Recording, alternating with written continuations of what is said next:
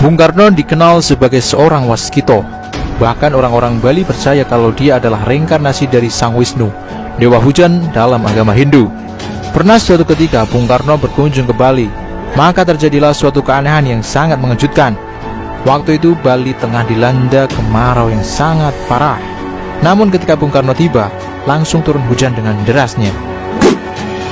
Putra dari pasangan Raden Sukmi Sosrodihardjo dan Ida Ayu Nyoman Rai ini memang sewaktu mudanya banyak menimba berbagai macam aji kanuragan, aji kesaktian atau aji kadigdayan. Makanya baik kawan maupun lawan segan bila berhadapan dengannya. Bahkan tidak sedikit kaum hawa yang bertekuk lutut padanya hanya sekali kerling. Menurut sebuah sumber, Bung Karno memiliki aji yang bernama Aji Pojoking Jagat, salah satu kesaktian tingkat tinggi warisan dari Kanjeng Sunan Kalijaga. Aji Pojoking Jagat ini memiliki kegunaan bisa berjalan di atas air, bisa mengarungi lautan api tanpa terbakar, lolos dari semua senjata tajam dan lain sebagainya. Untuk memiliki aji seperti ini, konon harus melakukan tapa pendem atau dikubur hidup-hidup selama 100 hari 100 malam. Aji Pojoking Jagat adalah ilmu wali.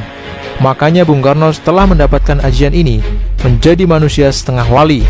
Konon Aji Pojoking Jagat ini pernah diburu oleh Pak Harto atau Soeharto ketika dia masih berkuasa. Menurut kesaksian penduduk asli Cikini, pernah melihat Bung Karno berjalan di antara rinai hujan tanpa basah sedikit pun. Kemudian pernah pula melihat Bung Karno bepergian bersama ajudannya dengan mobil kap terbuka dan ditembaki oleh seseorang tak dikenal. Pelurunya hanya mampu menembus badan mobil. Diyakini ini akibat dari Aji Pojoking Jagat. Kesaktian Bung Karno sebenarnya adalah kesaktian Tiban. Tiban adalah suatu istilah Jawa yang berarti kesaktian yang dimiliki tanpa proses belajar. Waktu lahir, Soekarno bernama Kusno. Ia sering sakit keras, kemudian diganti namanya menjadi Soekarno. Setelah sehat, datanglah kakek Soekarno, yaitu Hardjodikromo, datang dari Tulung Agung untuk berjumpa dengan Soekarno kecil saat itu. Sang kakek melihat ada sesuatu yang lain di anak ini. Kakek Soekarno sendiri adalah seorang yang sakti. Ia bisa menjilati bara api pada sebuah besi yang menyala. Rupanya di lidah Soekarno ada kemampuan lebih, yaitu mengobati orang. Dan ketika dicoba pun sakit orang tersebut sembuh. Kakek Soekarno tahu bahwa kesaktian ini harus diubah agar cucunya jangan hanya menjadi dukun, tapi harus menjadi seseorang yang amat berguna bagi bangsanya. Hardjodikromo adalah seorang pelarian dari Jawa Tengah yang menolak sistem tanam paksa kultur style Selvan dan Bos.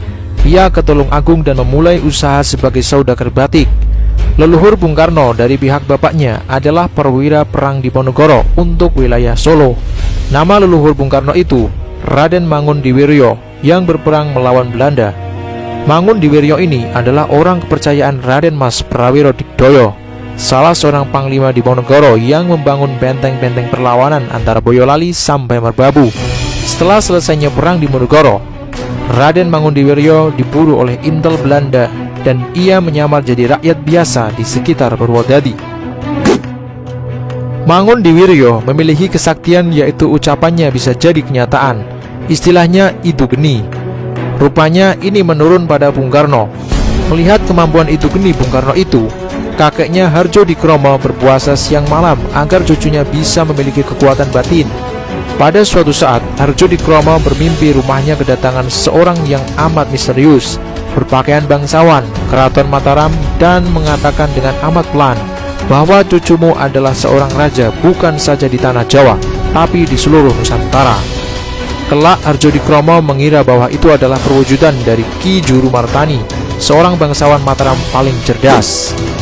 Sejak mimpi itu, kemampuan Bung Karno menjilat dan menyembuhkan langsung hilang, berganti dengan kemampuan berbicara yang luar biasa hebat.